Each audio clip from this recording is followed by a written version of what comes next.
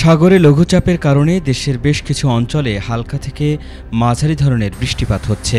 আর এই বৃষ্টিপাতের মধ্যেই আবারও নতুন করে বৃষ্টির খবর জানালো আবহাওয়া অধিদপ্তর। আবহাওয়া অফিস বলছে, আগামী 5 দিনের মধ্যে সারা দেশে বৃষ্টিপাতের প্রবণতা বাড়তে পারে। সেই সঙ্গে উত্তর পশ্চিম বঙ্গোপসাগর ও তৎসংলগ্ন উড়িষ্যা উপকূলীয় এলাকায় অবস্থানরত লঘুচাপটি ঘনীভূত হতে পারে বলেও জানিয়েছে সংস্থাটি। শুক্রবারের আবহাওয়ার পূর্বাভাসে বলা হয়েছে, সকাল 9টা থেকে পরবর্তী 24 ঘন্টায় খুলনা, বরিশাল, চট্টগ্রাম ও সিলেট বিভাগের অনেক জায়গায় এবং রংপুর, রাজশাহী, ঢাকা, ময়মনসিংহ ও সিলেট বিভাগের কিছু কিছু জায়গায় অস্থায়ীভাবে দমকা হাওয়া সহ হালকা থেকে মাঝারি ধরনের বৃষ্টি অথবা বজ্রসহ বৃষ্টিপাত হতে পারে। সেই সঙ্গে সারা দেশের কোথাও কোথাও মাঝারি ধরনের ভারী থেকে ভারী বর্ষণ হতে পারে। সারা দেশে দিন এবং রাতের তাপমাত্রা প্রায় অপরিবর্তিত থাকতে পারে। এছাড়া আগামী কয়েকদিনের আবহাওয়ার পূর্বাভাসে বলা হয়েছে, শনিবার সকাল 9টা থেকে পরবর্তী 24 ঘন্টায় রংপুর, ময়মনসিংহ, বরিশাল, চট্টগ্রাম ও সিলেট বিভাগের অনেক জায়গায় এবং রাজশাহী, ঢাকা ও খুলনা বিভাগের ওয়ালটন এখন দেশের সীমানা পেরিয়ে পৌঁছে গিয়েছে 50টিরও বেশি দেশে।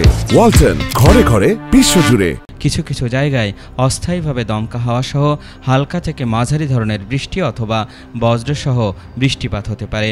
সেই সাথে সারা দেশের কোথাও কোথাও মাঝারি ধরনের ভারী থেকে ভারী বর্ষণ হতে পারে।